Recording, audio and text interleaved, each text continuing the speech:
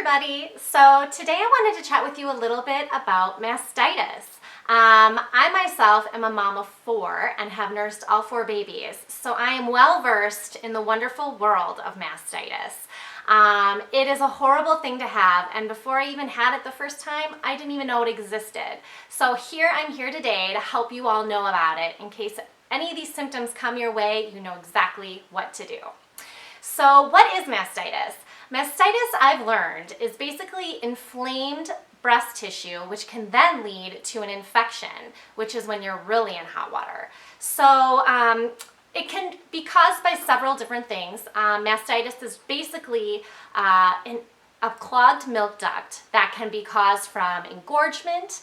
I often get it from underwire bras. So anything basically that is putting pressure on a milk duct and then clogging it or blocking it. And then that milk duct may then become infected when you're really going to have some horrible symptoms. So that's one way you can get mastitis, is from a clogged milk duct, and I'll go into that a little bit more. Secondly is from bacteria coming into the breast through the nipple from your skin surface or from baby's mouth.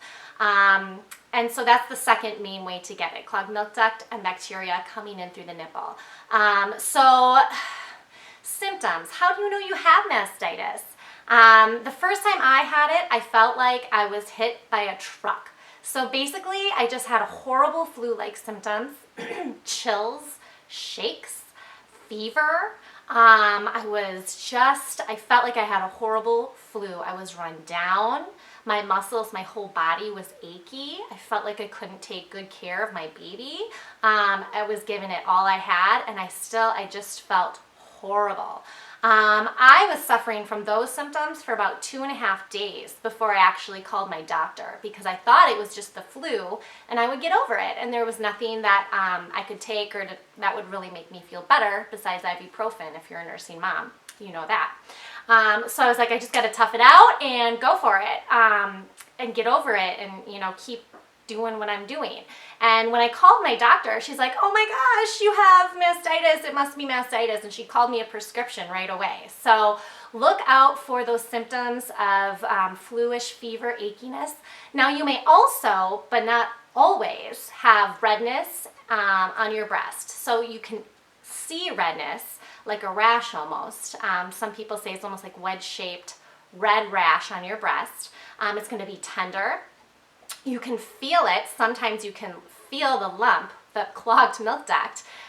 It might feel like a little bean or a pea, or just really, really hurt to the touch.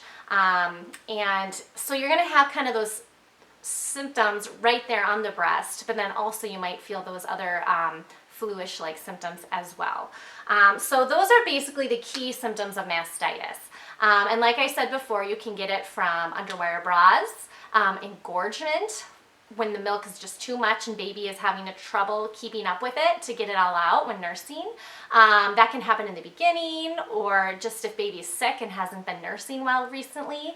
Or I just actually got a clogged milk duct while weaning my last one off. So anytime there's too much milk that's not getting out and getting clogged or restricted, I've even heard that people can get clogged milk ducts or mastitis from seatbelts or sleeping on your stomach. Any time that there's going to be restricting milk flow. So you just want to make sure that milk flow goes. So even with my last baby, I stopped nursing.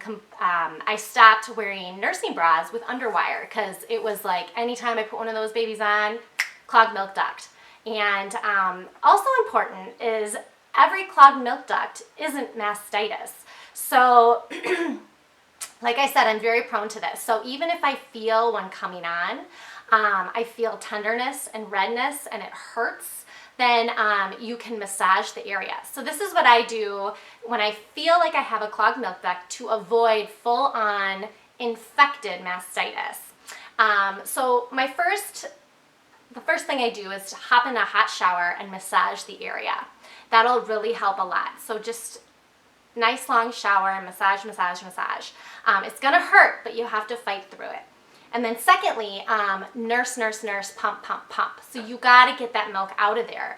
The first time when you nurse a baby, make sure you have baby nurse on the breast that you think you have that clogged milk duct in.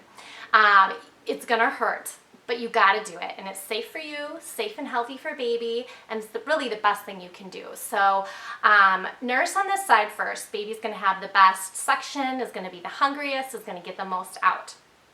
And now another thing my doctor actually told me was to change positions that you're nursing on that side, and maybe try to get baby's chin to put pressure on that spot where you think you have that clogged milk duct.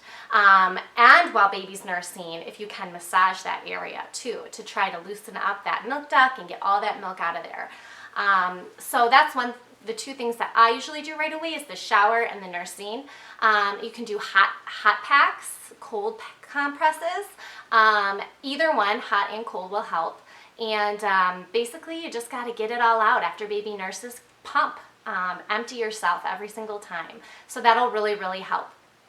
So that's, I think, and if you can get all that milk out of there, sometimes you can avoid the full-fledged mastitis with the infection.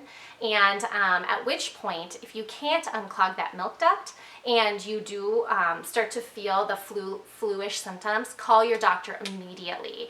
The answer is antibiotics. I don't like taking antibiotics, but when you feel like a truck has hit you and you have full-fledged mastitis, they're your best friend. So call your doctor immediately. Some will prescribe them to you over the phone. Some want to see you and make sure this is what you have. And they'll tell them you need an appointment right away. Like, you think you have mastitis, get in that day. Don't put yourself through that misery. It feels awful when your body has an infection. So go and see your doctor or get your prescription for antibiotics. Get yourself some probiotics or some yogurt with probiotics in it, because it'll help you feel much better while you're taking those antibiotics as well.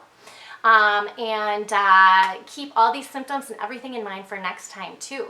If you can avoid it, that's the best. This last time I could feel it as I was weaning Olivia.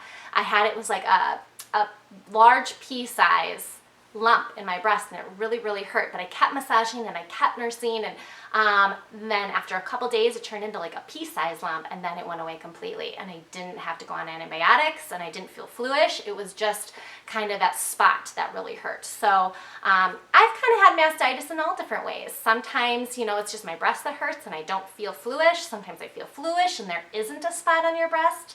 That's like a red flag, but you can still call your doctor and watch your symptoms and see what happens. So that's kind of my story with mastitis. It's horrible. It's awful. I didn't even know it existed before I became a mom.